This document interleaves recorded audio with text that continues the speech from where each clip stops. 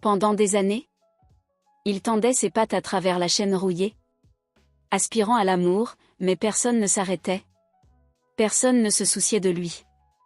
Il n'était qu'une autre âme, oubliée dans un jardin plein de terre et de silence. Jusqu'à ce qu'un jour tout change. Une femme qui passait par là remarqua quelque chose que personne d'autre n'avait vu. Ce qu'elle fit ensuite réécrirait son destin à jamais. Milo ne se souvenait pas de la vie avant la chaîne. Elle avait toujours été là, froide, lourde et impitoyable, enroulée autour de son cou comme un collier de fer. Elle s'enfonçait dans sa peau chaque fois qu'il allait trop loin. Au début, il avait lutté contre elle. Il avait griffé, tordu, mordu, désespéré de se libérer. Mais la chaîne était plus forte que lui. Avec le temps, il avait compris qu'il n'y avait pas d'échappatoire. Le jardin était petit et sans vie. La terre était compacte sous ses pattes. L'herbe, depuis longtemps écrasée en poussière. Une clôture en bois brisé l'entourait, l'empêchant d'accéder au monde extérieur. Parfois, il apercevait des éclats de lumière à travers les fissures, des flashs de couleurs, des formes mouvantes, des ombres d'une vie qu'il ne connaîtrait jamais. Sa gamelle était souvent vide, rouillée sous le soleil, et son bol d'eau, quand il était rempli, se vidait trop vite en été. La chaleur brûlait sa fourrure, et le sol sous lui faisait souffrir ses pattes. En hiver, le froid perçait son corps comme un couteau, le faisant frissonner sous le vent glacial. Il n'y avait ni abri, ni chaleur, ni confort. Juste le temps, un temps interminable et agonisant. Il avait été fort autrefois, il avait été fier. Son corps portait des muscles. Son pelage était épais et brillant. Maintenant, ses côtes appuyaient contre sa peau. Ses pattes étaient faibles d'inactivité. Son pelage était terne et emmêlé. Des plaques manquaient là où il s'était trop gratté. Mais pire que la faim, pire que la soif, c'était la solitude. Le monde au-delà de la clôture était rempli de vie. Il l'entendait chaque jour, des enfants qui riaient, des voitures qui passaient, des voix qui montaient et descendaient en conversation. Il avait connu des voix comme ça, des voix qui signalaient l'amour, la sécurité. Mais ces voix ne s'adressaient plus à lui. Parfois, quand le silence devenait trop lourd à supporter, il levait la tête et hurlait, non pas par colère ni pour avertir, mais comme un appel. Un cri pour qu'on remarque sa présence. Un cri pour qu'on se souvienne qu'il existait. Mais personne ne répondait. Son propriétaire, s'il pouvait encore être appelé ainsi, venait rarement dehors. Parfois, on lui jetait de la nourriture, sèche et insipide, d'autres fois. Des jours passaient sans rien du tout. Son estomac se tordait de douleur. Sa gorge brûlait de soif. Et pourtant, malgré tout, quelque chose en lui refusait de mourir. Il ne savait pas pourquoi. Il savait seulement que chaque jour, il rampait vers la clôture, espérant, attendant. Puis, un après-midi, il entendit des pas. Ils étaient différents, plus doux, plus lents. Il avait appris à ne plus se soucier des gens qui passaient. Il avait appris que personne ne s'arrêtait. Mais cette fois, les pas étaient lents. Une paire de chaussures, puis une voix. Oh mon Dieu, c'était une femme. Ses oreilles se redressèrent. Il n'avait presque plus la force de lever la tête. Mais il le fit. Les chaussures ne bougèrent pas. Elle était là, pour la première fois en des années. Quelqu'un l'avait vue. Clark, stupéfaite, regardait à travers l'interstice de la clôture. Elle ne s'attendait pas à découvrir cela. Elle marchait dans la rue, perdue dans ses pensées, lorsqu'elle aperçut quelque chose, une ombre, un mouvement, un aperçu de quelque chose qui s'étendait sous la clôture. Puis elle vit ses pattes, grandes, osseuses, couvertes de terre, avec des morceaux de fourrure manquants.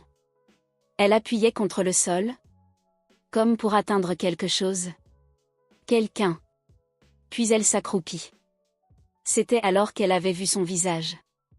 Milo leva lentement la tête, comme s'il n'était pas sûr qu'elle soit réelle.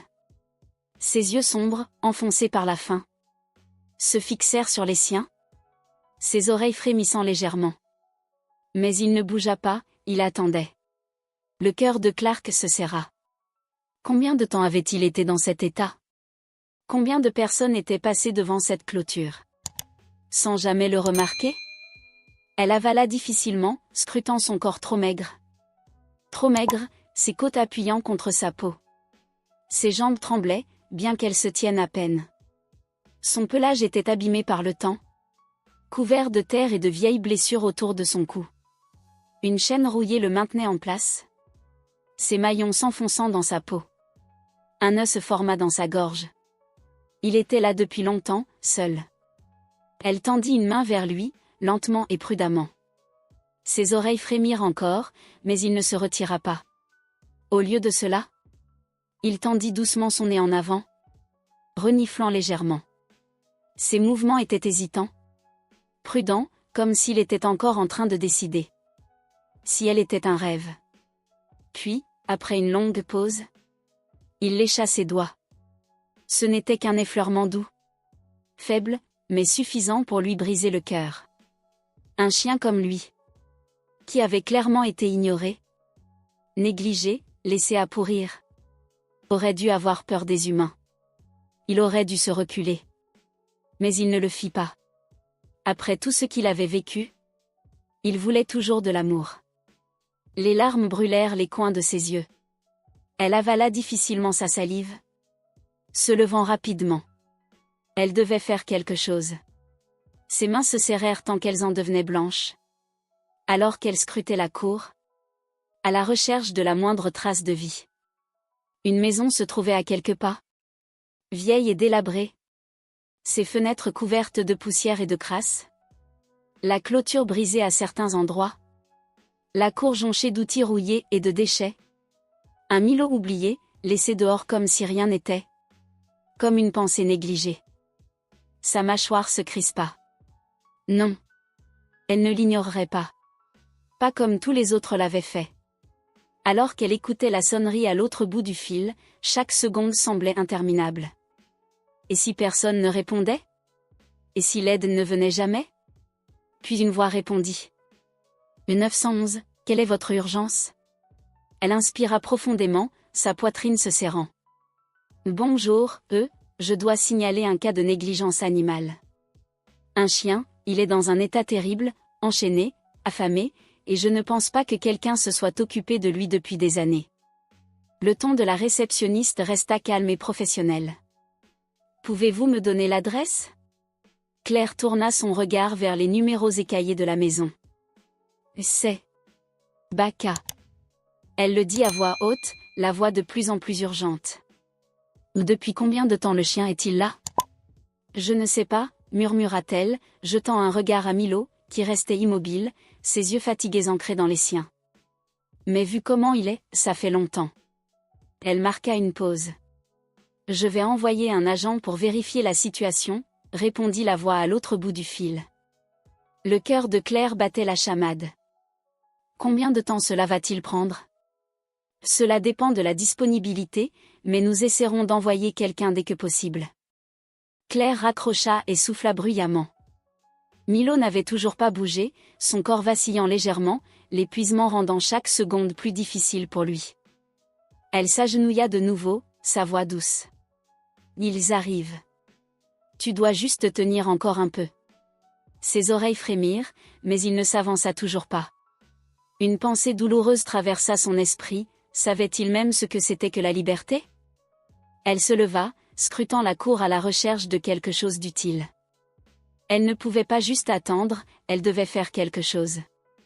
La chaîne autour de son cou était épaisse, rouillée et bien trop serrée. Son estomac se tordit à l'idée du temps qu'il avait passé attaché ainsi. Elle tenta de la desserrer, mais le métal ne bougea pas. Elle avait besoin de quelque chose pour la couper. Son regard se posa sur un tas d'outils abandonnés près du porche arrière. Des coupes-boulons. Elle retint son souffle. Elle n'était pas sûre d'être autorisée à faire cela. Si la police arrivait et la voyait manipuler la chaîne, risquait-elle des ennuis? Mais lorsqu'elle regarda Milo à nouveau, ses jambes tremblantes, ses blessures ouvertes au cou, et cette supplique silencieuse dans ses yeux, elle n'eut pas le choix.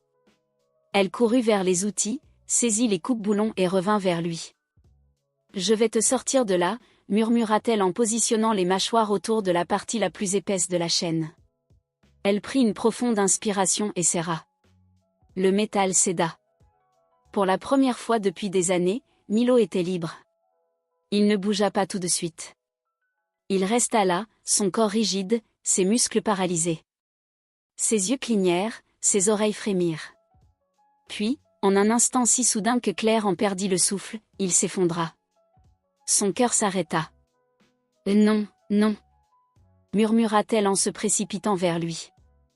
Il n'était pas inconscient, mais son corps était devenu mou, sa respiration superficielle. Elle comprit alors qu'il ne savait pas quoi faire. Il avait été enchaîné si longtemps que son corps ne savait plus comment réagir sans les chaînes. Les larmes bruyèrent dans sa gorge. Elle s'approcha de lui, ses mains courant doucement sur son pelage. « Tu vas bien ?» murmura-t-elle. « Tu es libre. » Le bruit lointain des sirènes lui indiqua que l'aide était enfin en route. Elle espérait juste que ce ne soit pas trop tard. Les sirènes se firent plus fortes, résonnant dans la rue déserte. Claire remarqua à peine les lumières clignotantes lorsqu'une voiture de patrouille se gara, suivie de près par un véhicule de contrôle des animaux. Milo était toujours allongé sur le sol, sa respiration lente et superficielle. Elle resta à ses côtés, une main posée doucement sur son dos, espérant qu'il puisse ressentir ne serait-ce qu'un peu de chaleur. La portière de la voiture claqua, et 2 policiers en sortirent, suivis par un agent de contrôle des animaux portant une mallette médicale. Claire se leva rapidement, le cœur battant. « Il est comme ça depuis des années », balbutia-t-elle. « Il est affamé, sa chaîne était trop serrée, et je pense. » Elle avala difficilement. « Je pense qu'il a juste abandonné. » L'officier le plus proche d'elle hocha lentement la tête. Son regard se tourna vers Milo, prenant en compte les contours tranchants de ses côtes, la peau à vif sous la chaîne qui avait frotté sa fourrure. Murmura l'officier d'une voix basse. L'agent de contrôle des animaux s'agenouilla à côté de Milo, vérifiant sa respiration, son rythme cardiaque. « Il est faible, mais il tient le coup, » dit-elle, sa voix calme mais urgente. Elle se tourna vers l'officier. « Il faut l'amener à la clinique vétérinaire du refuge. Il n'a pas beaucoup de temps. » Le cœur de Claire se serra. Allait-il s'en sortir? La femme hésita, puis rencontra le regard de Claire. C'est un combattant. Il n'aurait pas tenu aussi longtemps s'il ne l'était pas. Ces mots apportèrent un peu d'espoir à Claire. Elle recula, observant alors qu'il soulevait Milo avec précaution sur une civière. Son corps bougea à peine, mais pour la première fois, il n'était plus enchaîné. Lorsqu'il le chargeait dans le fourgon de contrôle animalier, Claire ressentit une étrange douleur dans sa poitrine. Elle ne connaissait Milo que depuis quelques heures, mais d'une manière ou d'une autre, elle avait l'impression d'avoir toujours été destinée à le trouver. « Voulez-vous nous suivre jusqu'au refuge ?» demanda le travailleur, sa voix tirant Claire de ses pensées. « Oui », répondit-elle immédiatement, sans même avoir besoin de réfléchir. Le cabinet vétérinaire sentait l'antiseptique et le linge frais. Les lumières fluorescentes étaient trop vives dans l'obscurité de la nuit. Claire s'assit dans la salle d'attente, les mains crispées sur les bords de sa veste, observant la porte de la salle d'examen. Les minutes s'étiraient. Finalement, la porte s'ouvrit et le vétérinaire sortit, retirant ses gants. « Comment va-t-il ? » « Il est stable, » dit le vétérinaire. On l'a mis sous perfusion, nettoyé ses plaies, et commencé des antibiotiques. Il est gravement sous-alimenté, mais la bonne nouvelle, c'est qu'on l'a sauvé à temps. Elle expira difficilement, un flot de soulagement l'envahissant. Le vétérinaire la fixa un moment avant de pencher la tête. « Vous tenez beaucoup à lui, n'est-ce pas ?» Claire hésita, ne sachant pas trop comment l'expliquer. « Je ne pouvais pas le laisser là. Personne d'autre ne l'a remarqué, mais moi, je l'ai vu. » Le vétérinaire lui adressa un petit sourire. « Eh bien, vous lui avez sauvé la vie. » Claire avala la boule qui s'était formée dans sa gorge. « Puis-je le voir ? » Il repose maintenant, mais vous pouvez entrer. Le spectacle de Milo allongé sur une couverture douce, au lieu du sol froid, faillit la briser à nouveau. Son corps semblait encore plus petit sous les lumières fluorescentes, mais sa respiration était plus régulière. Une perfusion était reliée à sa patte avant, et ses oreilles frémirent au son de ses pas. Elle s'agenouilla près de lui, tendant la main pour effleurer doucement sa patte. « Tu vas bien, mon pote ?» chuchota TL. Ses yeux s'ouvrirent légèrement, puis sa queue bougea. À peine un petit mouvement, mais suffisant. Suffisant pour lui dire qu'enfin, pour la première fois depuis longtemps, il croyait qu'il était en sécurité. Elle sourit à travers les larmes qui lui brûlaient les yeux. Pour la première fois, Milo était enfin libre.